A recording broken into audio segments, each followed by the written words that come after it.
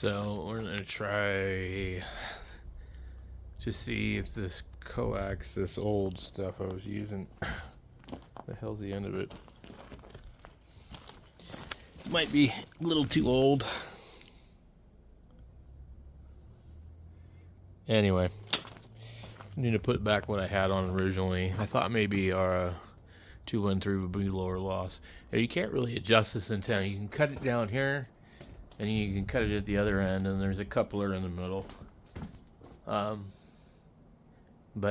you know, if you make a mistake, you can't add the length back to it very easily. So the radials are already in all the way pretty much. It's not gonna make any difference. So it's possible that this piece being parallel to it's interfering. I mean, it's unlikely, but I've heard of it before. So you could scoot this out or remove that piece.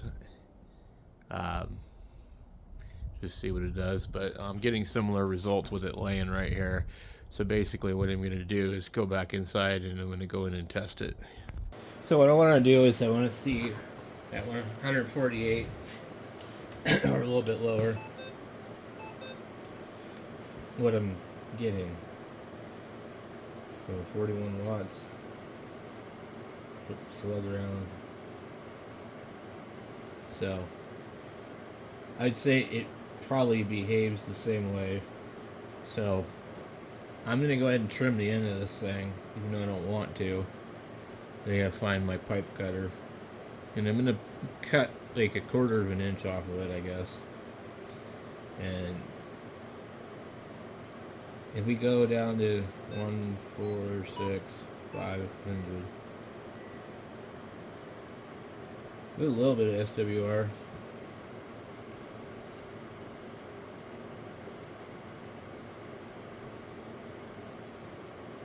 Oh, 41, 42, 40, 42. So we're losing some power here. So anyway, I'll be back. I'm gonna cut it. So I trimmed maybe 1 inch off of it. I put the antenna back in the air because it's not making much of a difference. So I might have gained a little bit. So we're at 144. No SWR at all, really. And then it looks like 49. But I think this is off a little bit. So now we go 500. You see we were like half a watt less maybe, according to this. So that's not bad. So that could just be the resonance of the radio. And then it moves a little bit on this. Let's go 147,999. We'll see if we've got a little bit more of an SWR, but it's very minimal. And then we'll go 41, 42, about 42 watts.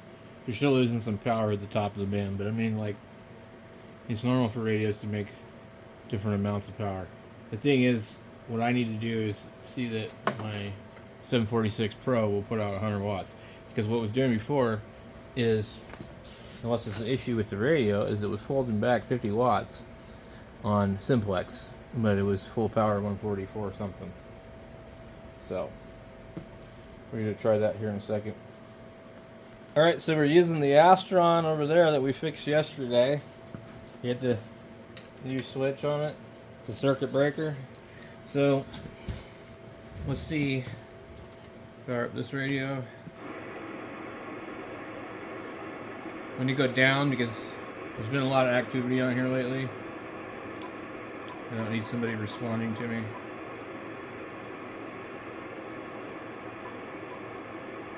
Okay. There's no tuner on this. Let's see. We're only making 50 watts.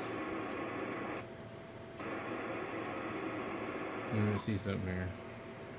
Oh, it's like, oh. The right connector? Wow. Dummy move of the day. They're both right next to each other. Hello, 1, 2. Hello, 1, 2, 3, 4. Almost 100 watts. 100 watts.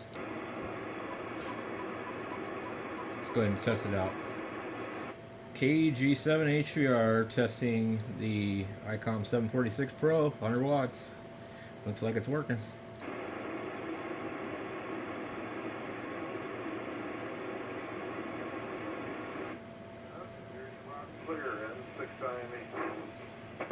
I had to trim the antenna because it was not happy with the length of it. So I heard you in there earlier. Were you having some kind of problem with the radio? No,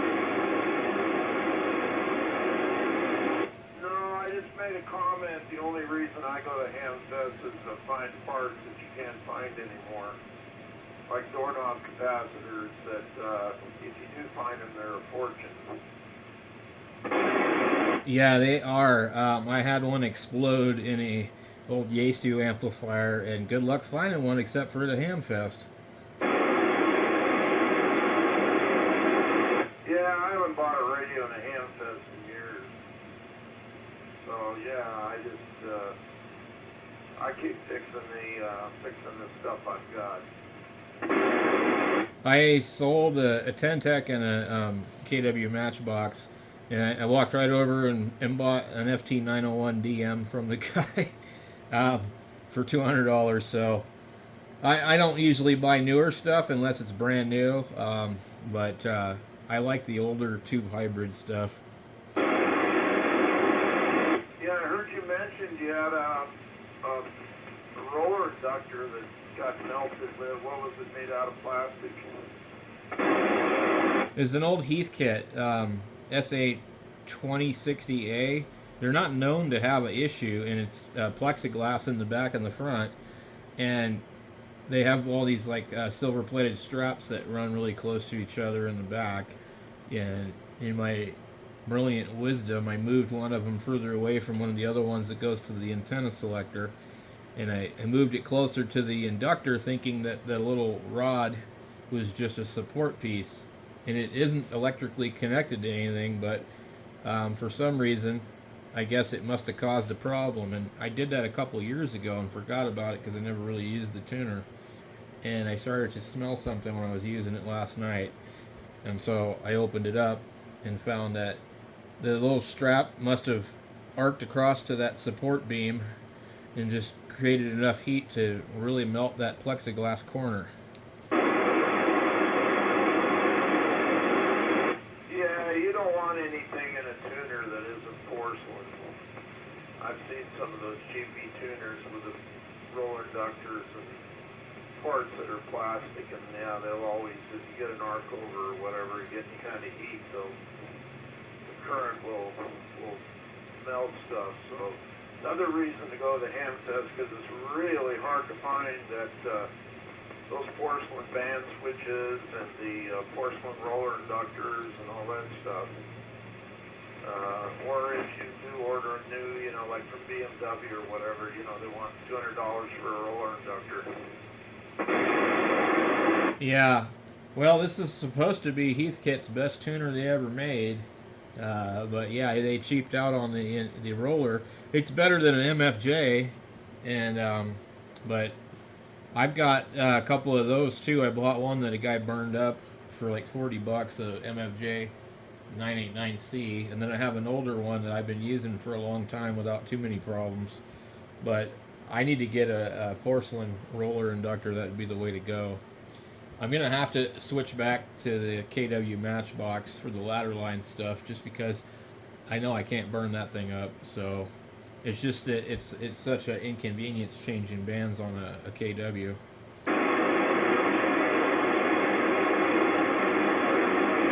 Well, you always have to tune on low power any match device, and it depends on whether it's it's a manual or automatic or whatever. But yeah, well, there's Heathkit.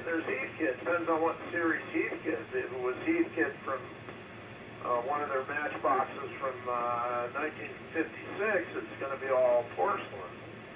Or, you know, through the 50s into the 60s, and after that, then yeah, and then you get up to the Brown series. The Brown series, the last stuff they made was not made that well. Yep, this is the brown one because it's the older version of this tuner would have been gray color. I have the, I guess you'd say it's the matching amplifier, the HL 2200. Looks like a brown UPS truck, but the amplifiers aren't too bad. But that tuner, you know, I never expected that to happen. And there wasn't like anything funny happening. I didn't hear anything funny. I was on 80 meters. I was running, you know, 1500 watts, 1200 watts. You know, everything looked good. And I've been running the same antenna for quite a while. I just made a few small changes to it.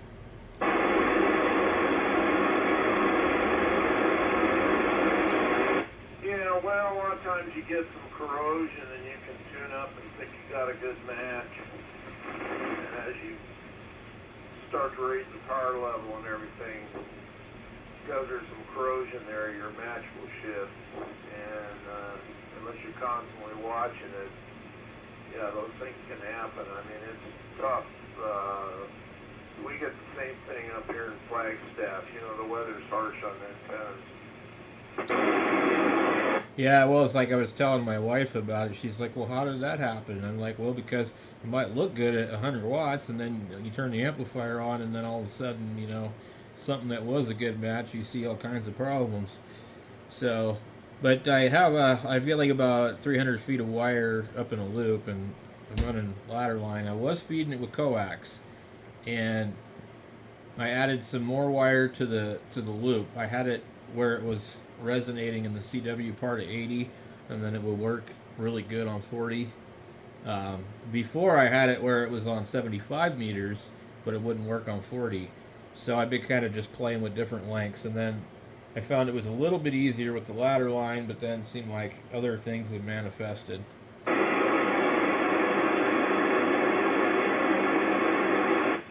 Well, I don't use ladder line anymore, especially up here. I run two pieces, two equal lengths of coax, simulating ladder line, like shielded ladder line. It's an old trick I got out of the United States Marine Corps radio handbook. So you just take them and zip tie them up against each other? Yep, that's correct. Yep, and they tie the shields together, and the two center conductors act as your ladder line, go to each of the ladder line posts on the back of the tuner, and up top side, the two center conductors go to each half of your dipole or each half of your loop. And it works quite effectively, and then you don't have the weather issue and everything. I've been doing that for years. It's an old trick. Like I said, I didn't invent it or anything. I was reading, like I said, the United States Marine Corps radio handbook, and in there they were showing all kinds of different feed schemes. And one of the reasons I think they came up with it is ladder line is pretty hinky to use on metal ships. When they went to metal ships, you know, they had to somehow get the signal through the bulkhead, and they had to, you know, put insulators through the bulkhead, keep it away from the metal because it would detune it, you know. So they came up with actually twin coax. I've actually seen the coax was made for the military back when I first got licensed in 1960. I went to the surplus store and I actually found a roll of that coax. It's a twin feed coax that they showed in the manual, but I don't think anybody makes it anymore. So I just simulated it. You know, the two pieces of coax have to be exactly the same length. That's really a cool idea. I'm going to probably try that at some point, I think. Because I don't need a whole lot of distance where I'm at. But in fact, my feed point was right above my head, about 25 feet. That's why I was feeding it with coax originally. But I moved the feed point to the other end of the loop just to see what it would do, and fed it with 450 ohm ladder line. But we don't get a lot of rain here in Prescott Valley except for like monsoon stuff. But I didn't really pay attention before to see if like snow and all that stuff had a real big factor on it. I know I noticed it when I lived in Washington. Definitely, it would have an effect on the ladder line.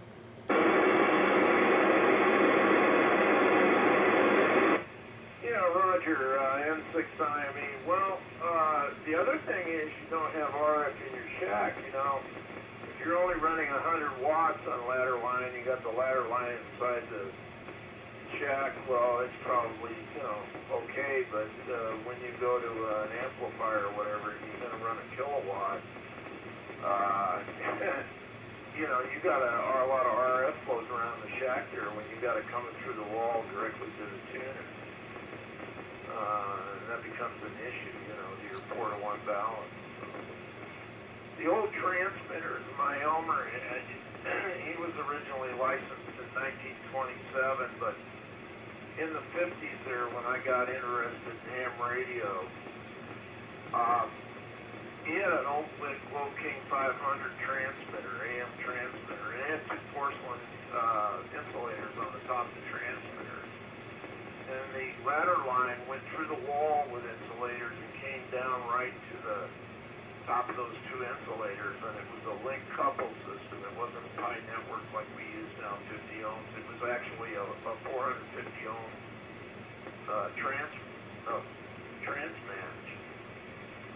you know, in a loop coupling system inside the transmitter. So that's really, really old school. That's where the ladder line got started, you know. They didn't have coax until World War II. Yeah, that's pretty cool. I've seen in the old, I've got some 1930s ARRL books where they were showing the different designs for the output networks of, you know, transmitters and amplifiers, and I saw that link coupled output. This is basically, so the Pi network, it's a Johnson on the outside, more or less on the inside. That's pretty cool. KG7HR for ID.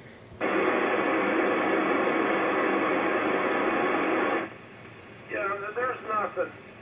I mean, it's all been done before us. I mean, Marconi was the first one to figure out why we couldn't go long distance with transmissions. You know, radio was around before the turn of the century, in the 1880s, 1890s, when they could only transmit, you know, maybe a mile or so. And Marconi figured out the problem was the antenna system and also the frequency. He realized they had to go lower down to get transatlantic communication. So that's what he's famous for, but he sure as heck didn't invent radio, you know, but a lot of people think he did.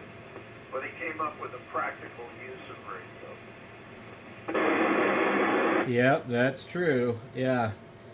No, I don't really remember exactly who did invent radio, and I think that there's a dispute about who actually did, right? Well, the guy that had the most patents, I guess, in the early days was Hertz, you know. Dr. Hertz figured out a lot of the early technology, you know, the principles, and explained it mathematically, and voltage versus current, frequency, and, you know, those things weren't known except for, you know, the difference between AC and DC. You know, it's real ancient stuff back there. And of course, you know, Tesla, of course, knew onto that very early on.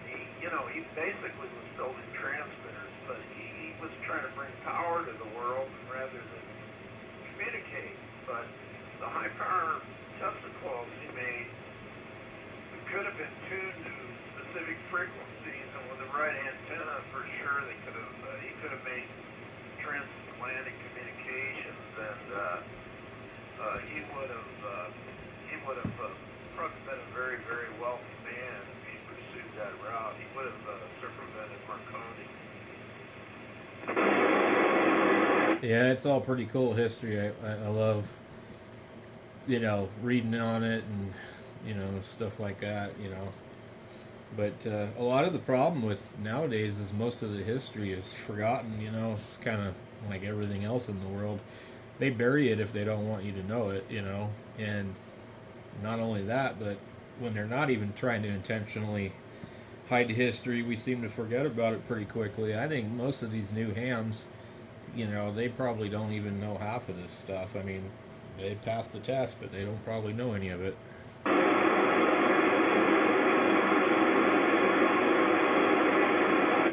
it depends on their background. You can't fault them for that because if they didn't have any interest in technology, say long before they became a ham, my interest in technology, electronics, sound recording, things like that came way before I got my ham license.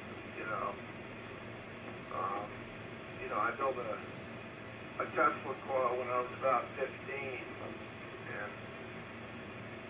many radio receivers and other projects, and audio projects, hi-fi, when hi-fi was there before we had stereo. And my dad and I had interest in that stuff. He was an engineer. But if you don't have that background before you come to ham radio, you're at a little bit of a disadvantage. So you can't fault people for that. Just want to communicate. N6ime. KG7H. Yeah, no, that's definitely true. And sometimes I forget that because I used to go and build all the Radio Shack projects, when I was a kid and do all that stuff. And I mean, I would read the handbooks and stuff for years and years before I ever got a license. But I even took a TV repair class in college and was working on TVs when they still had tubes in them and stuff. And didn't have a license then, But yeah, it's just though it seems like history just like disappears. It's like becomes forgotten so fast.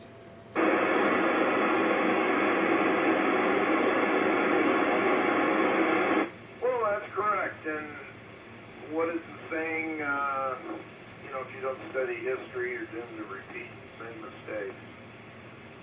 So that's true. And a lot of hams have to make a lot of mistakes and spend a lot of money before they they get it figured out. HRO, loves the new hams. So yeah, well, that's life in general.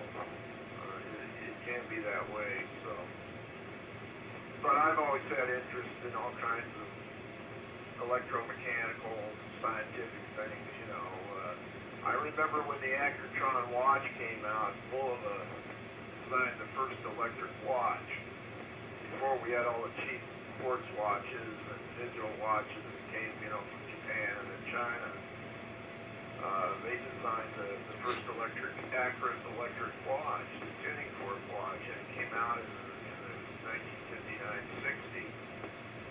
And as soon as I got through school and I was working and making decent money, I bought one of them because I had wanted one for years ever since I saw the technology, but I couldn't afford it. Well, now the watch I've got is a collector's item worth thousands of dollars.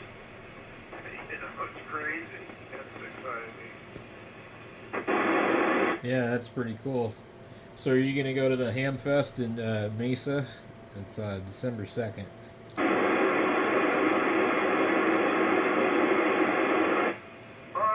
might. It depends on if a friend of mine is going down there. And that way we may ride together and go down to it. I used to go to that one an awful lot. And, we're working on getting the Ham Fest going again here. We had our first new or restart of the Ham Fest up here in Flagstaff last July. And we're hoping that we can get ARCA to go the money for the insurance so we can bring it back to the Tut Hill Fairgrounds. I don't know. How long you been in Arizona or if you ever went to Fort Tut Hill, but that was the Ham Fest in Arizona, maybe in the Southwest here. Next to TRW over in California. I don't know if you've ever been to that one, but people used to come from Texas, New Mexico, Nevada, and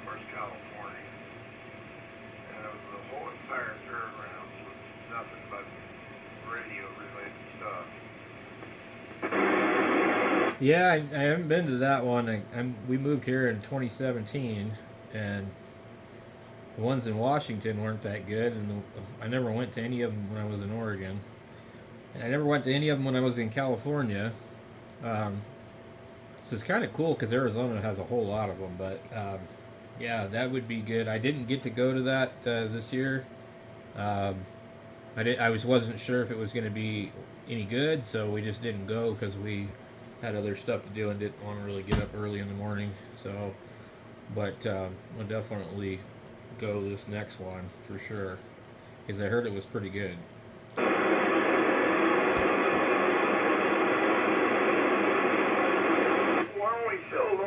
we filled all the spaces. I mean, and they had seminars in the building and the auditorium. So it that's why we think ARC is going to help us bring it back to title. We don't have the big one down in Yuma anymore, and we'd really like to get title back going again. Because I know if we got it going again, there would be a lot of people would come back to it. You know, there's still enough people around that remember the old days, you know. Well, you know, this is what thing my wife was asking me. Why don't they do the ham fest like later in the day so that maybe more people would show up? Instead, they're like, because you know what they do with a lot of these is everybody is a seller and they get over there at 5 in the morning and they buy everything and then it opens to everybody else at 6 or 7 and all the good stuff's gone. But she was asking, well, why don't they just do them all at like noon? And then people can take their time, driving down to wherever it's at. I never understood that one, but um, I've never heard of a ham fest that started anything late in the afternoon. That's for sure.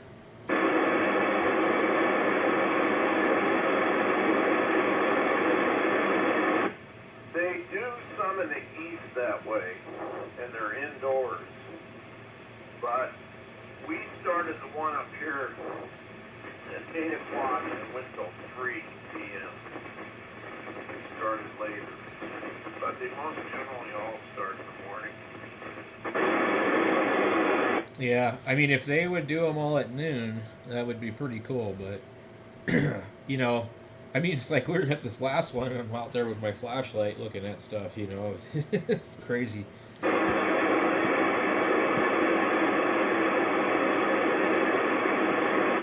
no, I used to do that too, but I don't do that anymore. I figure if there's something there, and I'm looking for parts, and a lot of guys that put parts out, they know what they are, but a lot of people walking by don't. They're looking for, is it a radio or, right now a lot of guys are looking for 900 meg stuff or 900 meg system, repeaters that we've got linked in Arizona here and over to California. So they're looking for 900 radios, or they're looking for DMR radios, or whatever. If they're looking for stuff, usually. So that's kind of currently what's going on. n6ime. KG7HR. Yeah, and this last one, I could have showed up at 7 o'clock, and it wouldn't have made any difference. You know, all the stuff that sold early on was from the club, and it was overpriced, and it was pretty much junk anyway. So it really is, unless you're like looking for like some really good deals on some broken stuff. Because a lot of this thing, it's like it's like my buddy said, if it was any good, the person's already offered it to all their friends, and then their friends wanted it, and then they put it on Craigslist, and nobody on Craigslist wants it, so then off to the ham fest it goes.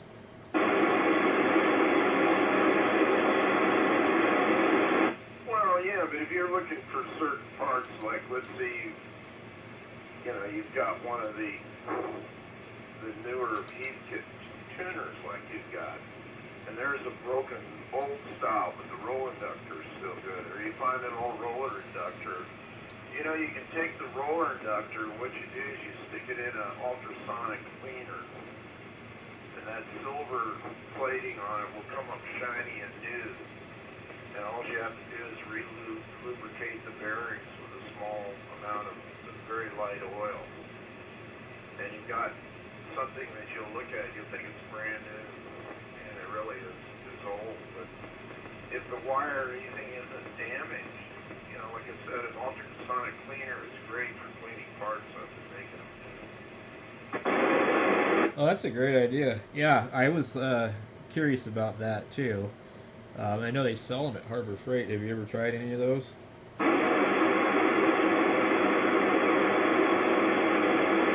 Oh yeah, I've had a fairly good sized one for many years, but I've seen them at Harbor Freight. Sure, they all work. You know, they've used them for years and years to clean jewelry, you know, in the jewelry stores. Well, I used to work at a tattoo shop, and we used them before we put everything in the autoclave, and they were pretty big ones too. Not real cheap either.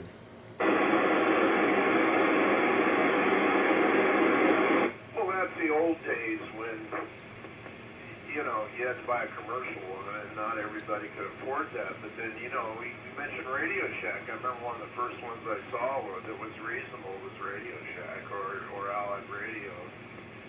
And like I said, even way back, you know, people knew they could clean parts in an ultrasonic cleaner. So that's another thing you can do. You can take the knobs off an old tuner or matchbox, you put them in the cleaner, and they look all nice and new. It takes all the grime and dirt off of them. You know, they're just pretty valuable for a lot of that. I have friends that are into hi-fi stereo, you know, old school, and they still spin vinyl. And they have ultrasonic cleaners to clean the vinyl records. That's really crazy. The whole record. Wow. Yeah, I never thought about using one of those, but I mean, really, you get these old radios, and there's so much dirt and grime in between the knobs, and like you could sit there with a toothpick for hours, or you could stick it in that. You know, I never thought about it. I just learned something from you today.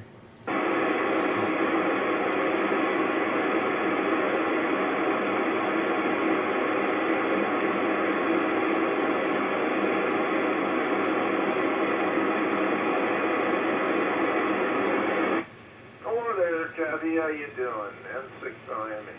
I was talking to a guy down in Prescott there. You on your way home?